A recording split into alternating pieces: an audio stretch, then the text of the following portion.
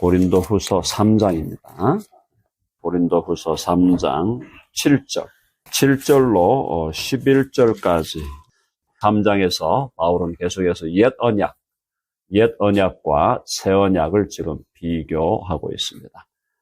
옛 언약은 누구를 통해 주신 언약입니까? 모세를 통해서 세우신 언약이고, 새 언약은 예수 그리스도를 통해서 세우신 언약인데, 사실 옛 언약은 새 언약의 그림자예요. 그림자요, 모형이요, 예표입니다. 그러니까 본질은 같아요. 본질은 옛 언약에서도 하나님을 사랑하라, 이웃을 사랑하라, 그 얘기고요. 새 언약도 결국은 하나님을 사랑하고 이웃을 사랑하고, 그것이 주님께서 새 계명이라고 하면서 내가 너희를 사랑한 것 같이 너희도 서로 사랑하라. 조금 더 사랑의 계명을 조금 더 주님께서 디테일하게 말씀하신 것뿐이지 원리는 사랑이다라는 거죠. 그러나 옛 언약이 갖고 있는 한계가 있었다라는 거, 그걸 여기 지금 오늘 3장 6절에 말씀하고 있습니다. 한번 보시죠. 6절에 보니까 그가 또한 우리를 새 언약의 일꾼 되기에 6절 아니죠. 7절이죠. 돌에 써서 새긴 죽게 하는 율법 조문의 직분도 영광이 있다 그랬어요. 돌에 썼다 그랬죠? 네, 옛 언약은 돌에다가 썼습니다. 우리 쉽게 영화 보면은 모세가 올라가 가지고 그죠? 돌판에서 여호와가 막 불길로 등장해가지고 십계명을 팍 이렇게 새기는 것을 보여주는데요. 자, 돌에 써서 새긴 죽게 하는 율법 조문의 직분도, 죽게 한다는 건 뭡니까? 정죄한다 이 말이에요. 정죄한다. 율법 앞에 서면, 우리가 율법 앞에 서면은 정죄 받는다 그랬죠? 정죄 받음으로 죄의 싹은 사망임을 선언하는 것이 율법입니다. 우리가 율법 앞에 서면 율법은 우리를 정죄하여 사망 선언을 내린다. 그 말이에요. 죽게 한다 이 말이. 그러니까 돌에 써서 새긴, 돌판에 새긴, 죽게 하는, 정죄하여 사망 선언을 내리는 율법 조문의 직분, 율법 조문과 관련된 구약의 그 율법 조문과 관련된 직분, 미니스트리죠. 사역도 영광이 있었다 이 말이에요. 영광스러웠다. 영광이 있어서 이스라엘 자손들은 모세의 얼굴에 없어질 영광, 그래서 없어진다는 거. 이게 이제 구약은 결국 옛 언약은 새 언약이 오면은 없어진다라는 거. 옛 언약의 본질은 남지만 옛 언약의 형태는 사라진다는 거죠. 자, 그래서 모세의 얼굴에 없어질 영광 때문에도 그 얼굴을 주목하지 못하였다. 모세가 시내산에 올라가서 오랫동안 있었죠. 있으면서 지금 모세가 돌판을 받아가 내려오는데 보니까 이스라엘 사람들이 모세 얼굴을 보니까 모세 얼굴이 너무 영광스러우니까 그 얼굴을 쳐다볼 수가 없었다라고 합니다. 그러니까 옛 언약의 직분도, 옛 언약과 관련된 직분도 영광이 있었다는 건 분명한데 그 영광은 없어질 것이었다. 뭐가 오면은? 새 언약이 오면은. 예수 그리스도가 오면, 예수 그리스도가 누굽니까? 해봅시다. 예수님은 의의 태양이시다. 의의 태양인 예수님이 오니까 그림자는 사라지는 거예요. 그림자, 구약의 그림자, 옛 언약, 그림자는 사라지고 실체가 예수 그리스도고 그분이 세우신 새 언약, 실체는 영구적으로 지속된다는 겁니다. 자, 그 얼굴을 주목하지 못하였거든 하물며 영의 직분, 이 영은 성령이에요. 성령의 직분은, 새 언약은 성령이 우리 가운데 내주하시겠다는 언약이잖아요. 새 언약은 성령의 내주를 약속하는 거예요. 옛 언약에서는 아직 내주가 없었습니다. 성령이 가끔씩 우리 위에 임했지만, 구약에서는 성령이 가끔씩 우리 위에 임했지만은 새 언약은 성령이 영구적으로 우리 안에 내주하신다. 완전히 다른 거죠. 그런 부분에서. 자, 그래서 영의 직분은 더욱 영광이 있지 않겠느냐. 당연한 거죠. 그러니까 그리스도가 세우신 새 언약은 성령의 직분이고, 또 성령의 직분을 누가 이어받았나? 바울이 이어받았잖아요. 바울이 이어받았으니까 바울이 이어받은 이 새 언약의 직분도 영광스러운 것이다. 어떻게 말하면 모세라는 인물이 구약에서 위대한 인물이지만, 그렇죠? 위대한 인물이죠. 그러나 언약적으로 볼 때는 모세가 섬겼던 옛 언약은 사실은 옛 언약의 영광은 그리스도와 바울이 섬겼던 그 새 언약의 영광에 비하면 사실은 그림자처럼 바래질 수밖에 없는 것이다. 그럼 우리도 어떤 사람들이에요? 우리도 새 언약의 일꾼들이에요. 한번 해봅시다. 우리도 새 언약의 일꾼들이다. 우리들 가운데 저만 제사장입니까? 저만 제사장입니까? 아니면 여러분 모두가 제사장입니까? 그렇죠? 아멘 하시죠? 만인이 제사장이에요. 구약에서는 아론이 제사장이고 아론의 레위 계열에서만 제사장이 나왔잖아요. 베냐민 지파에서 나올 수 없고 유대 지파에서 나올 수 없고 유다 지파에서, 그죠? 뭐 그 외 다양한 지파에서 제사장이 나올 수 없었는데 구약은 우리 신약, 새 언약의 직분, 이 새 언약의 역사 속에서는 모든 사람이 다 제사장이에요. 교회의 목회자도 제사장, 교회의 장로님, 원사님, 집사님 등등등 직분이 없는 분들도 다 제사장들이에요. 그러니까 나도 새 언약의 일꾼이다. 자, 이 의식이 굉장히 중요한 겁니다. 이게 안 들어가면요, 그냥 구경꾼이 되어버려요. 맨날 와가지고 앞에서 목회자가 쇼하는 거 구경하고 가는 거예요. 왜? 본인은 쇼로 느끼니까. 아, 목회자 오늘 쇼 잘하시네. 지난주보다 목소리가 달라졌네. 지난주에 했던 넥타이보다 오늘 넥타이가 더 멋지네. 왜? 쇼를 구경하러 왔으니까. 그거는 재앙이죠, 재앙. 그런 식으로 교회 다니면은 안 다님만 못하는 거예요. 그게 아니고, 나도 새 언약의 일꾼이고, 나도 이 교회의 정식 일꾼이에요. 여러분, 아멘 하시죠? 아멘. 그리고 새 언약의 일꾼으로 영광스러운 우리는 직분을 받은 거예요. glorious한 거예요. glorious. 구약의 어떠한 것들보다, 구약의 심지어 대제사장, 구약의 대제사장 같은 사람이 누렸던 그 영광보다도 우리가 갖고 있는 이 영광이 더욱 놀라운 것이다. 그래서 우리 교회는 계속 제가 말씀을 드렸죠. 자발적으로 자유롭게 섬기십시오. 목회자가 이거 하라 하면 이거 하고, 저거 하라 하면 저거 하고. 제가 여러분에게 이래라 저래라 하지 않습니다. 말씀 전할 때만 이래라 저래라 하지, 그 외에는 다른 얘기를 하지 않잖아요. 왜? 본인이 말씀 안에서 깨달아서 섬기셔야 돼요. 자발적으로. 그래야 하나님이 받으시는 거예요. 하기 싫은데 목사가 하라 그러네. 그래서 했다. 이거는 별 도움이 안 되는 거예요. 본인이 기쁜 마음으로 자발적으로 섬겨야 된다. 자, 그래서 9절 갑니다. 다 같이 시작. 정죄의 직분도 영광이 있은즉 의의 직분은 영광이 더욱 넘치리라. 그렇게 나와 있죠. 정죄의 직분, 율법, 옛 언약, 율법 조문의 직분이라 했어요. 그 직분도 영광이 있다 그랬습니다. 영광이 있다. 영광스럽다. 귀하고 아름다운 것이다. 그 말이죠. 자, 있은즉 의의 직분. 의의 직분은 뭐예요? 죄인을 의롭다고 하는 직분. 새 언약이죠. 죄인을 의롭다고 하는 거예요. 뭘로? 믿음으로. 그래서 새 언약이 요구하는 것은 예수 그리스도를 영접하라 이거예요. 한번 해봅시다. 예수 그리스도를 주와 구주로 영접하라. 그게 새 언약의 요구예요. 그러니까 우리가 복음을 전하는 것은 사실은 새 언약의 요구를 전하는 거예요. 새 언약의 백성이 되라는 거예요. 그래서 예수 그리스도를 주와 구주로 영접하라. 그러면 어떻게 되는 거예요? 의롭다함을 얻는다. 예수 그리스도의 의의 옷을 우리에게 입혀 주신다. 그래서 의의 직분, 이 새 언약의 직분은 영광이 어떻게 한다고? 더욱 넘치리라. 모든 것이 감사하지만 저와 여러분이 신약 시대에 태어났다는 것도 너무너무 감사할 제목이죠. 아이고, 구약에 내가 이스라엘로 태어날 걸. 그렇게 생각하시면 안 됩니다. 뭐가 좋겠어요.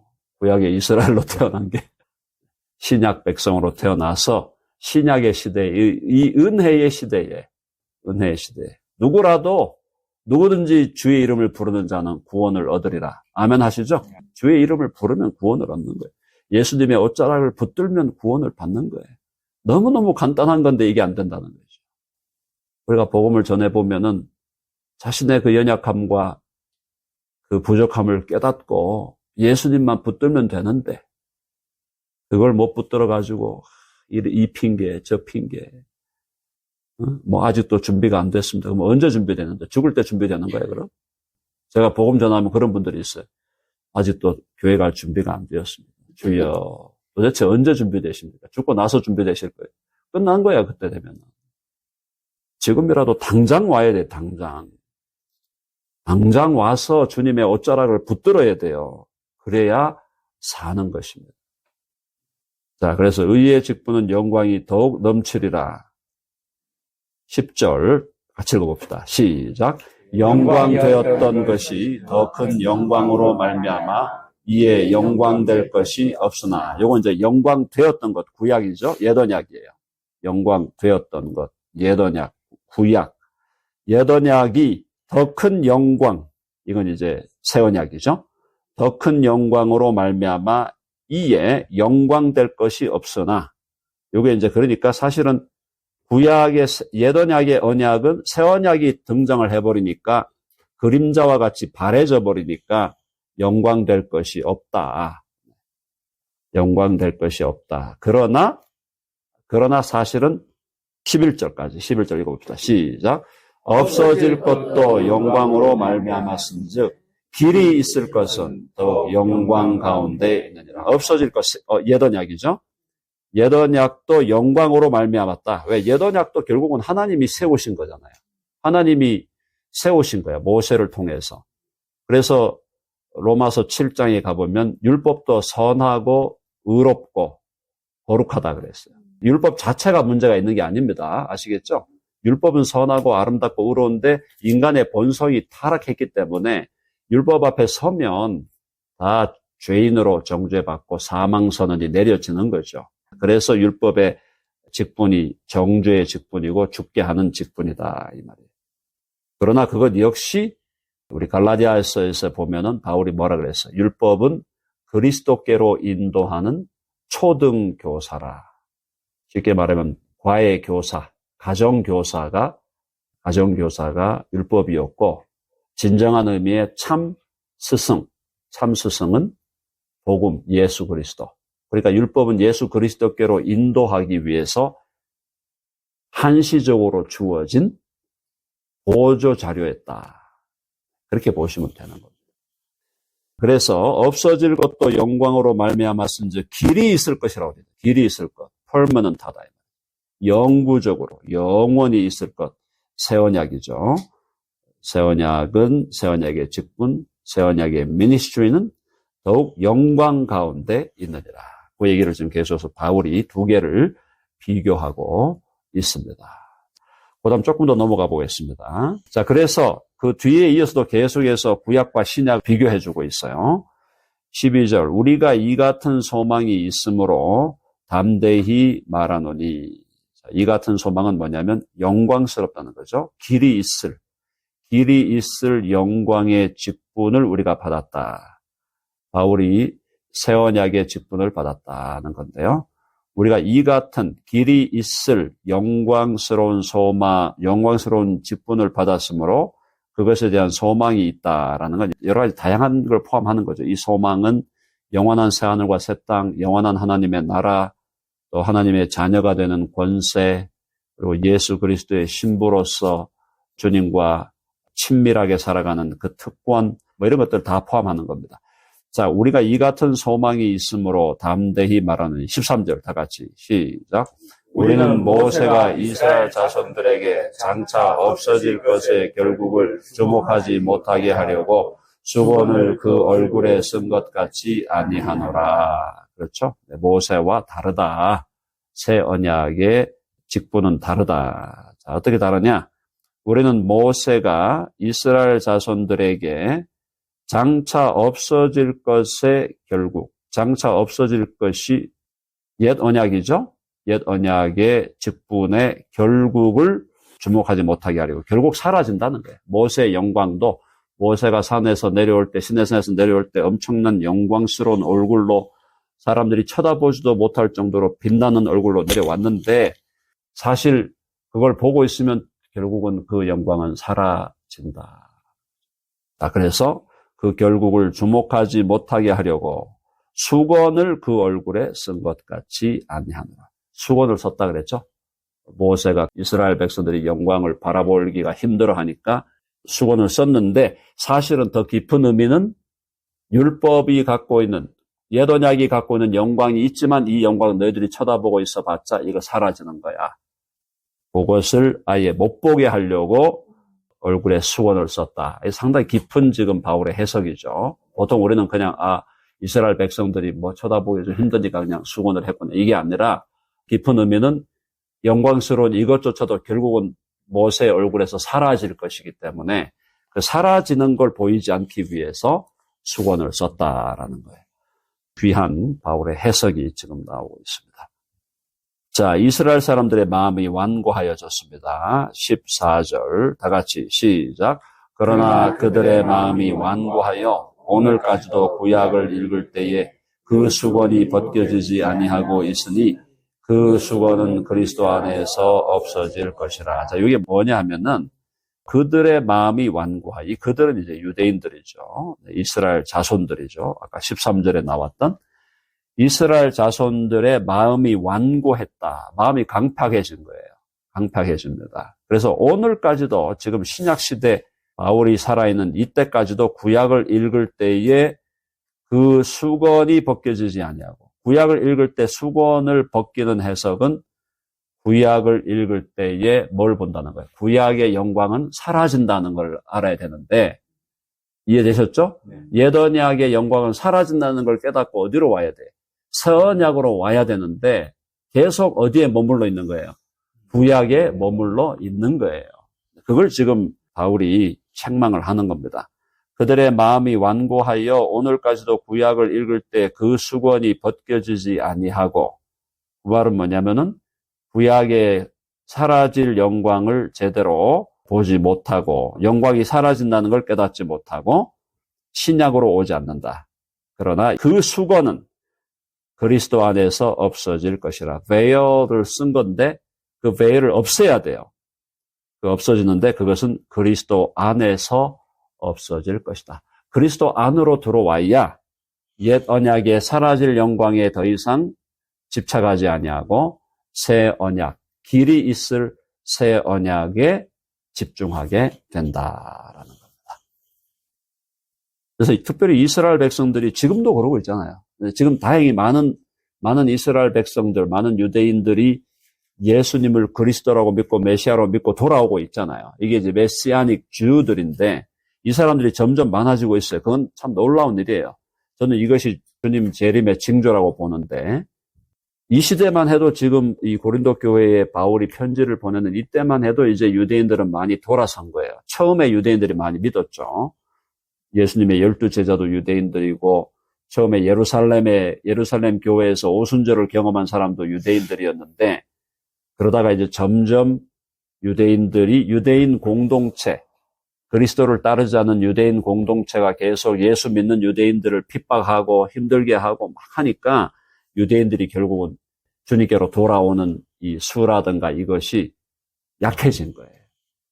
그래서 이제 결국 이방인에게 더 복음이 힘있게 전파되는데, 자, 이스라엘 백성들이요, 돌아오라. 어디로 돌아오라? 그리스도 안에서 없어진다. 당신들의 구약에 대한 그 집중과 그 주목이 이제 그리스도께로 와야 사라지게 될 것이다. 자, 그래서 15절, 16절까지 계속 봅시다.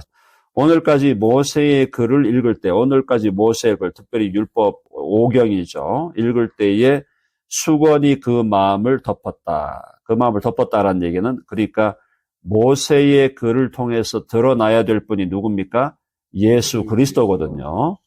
지난주에 우리 요한복음 5장 39절 말씀했잖아요. 너희가 성경에서 영생을 얻는 줄 알고 성경을 연구하거니와 이 성경이 곧 내게 대하여 증거하는 것이다. 그림자니까 그림자는 실체를 지금 증거하는 건데 모세 글을 읽을 때 옛 언약에 그냥 머물러 있는 거야. 글을 읽을 때 수건이 그 마음을 덮었도다. 수건이 그 마음을 덮었다. 자, 그러니까 예수께로 못 오는 거예요. 구약에 매여 있으니까. 그래서 그러나 16절 다 같이 시작. 그러나 언제든지 주께로 돌아가면 그 수건이 벗겨지리라. 주님께로 오면 구약에 주목하던 그것을 이제 벗어버리고 이제는 주 예수께로 오게 된다. 그래서 그 결과로 뭐가 온다? 자유가 온다는 거예요. 17절 시작. 주는 영이시니 주의 영이 계신 곳에는 자유가 있느니라. 아멘 하시죠?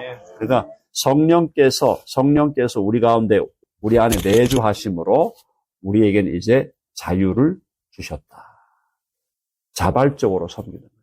지금 계속 우리가 자유에 대해서 여러 가지 차원에서 말씀을 드리고 있는데 성령은 자유의 영이에요. 한번 해봅시다. 성령은 자유의 영이다.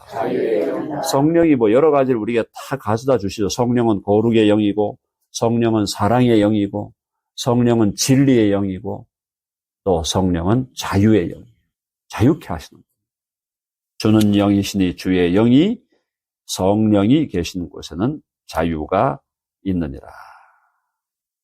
마지막 18절 시작. 우리가 다 수건을 벗은 얼굴로 거울을 보는 것 같이 주의 영광을 보매 그와 같은 형상으로 변화하여 영광에서 영광에 이르니 곧 주의 영으로 말미암음이니라. 다 수건을 벗었다. 수건을 썼다는 것은 옛 언약에 머물러 있는 겁니다. 이제 수건을 벗었어요. 새 언약으로 들어왔어요. 새 언약으로 들어온 얼굴로 거울을 보는 것 같이 주의 영광을 보매. 이제 우리는 모세나 율법을 보는 게 아니라 주의 영광을 보는 거예요. 주의 영광. 그렇죠? 그래서 주의 영광을, 거울을 보는 것 같이 주의 영광을 보매 그와 같은 형상으로 변화한다. 자, 우리가 처음 예수님을 믿을 때 우리가 거듭나고 하는 그런 놀라운 변화가 있는데 점점 믿음이 자라면서 우리는 점점 그리스도를 닮은 사람으로 변해 간다는 거죠. 자, 형상으로 변화, 이게 성화죠. 성화, 변화하여 영광에서 영광에 이르니 점점 더 영광스럽게 우리가 변해 간다는 거예요. 이르니 곧 주의 영으로 말미암음이니라. 성령의 역사다.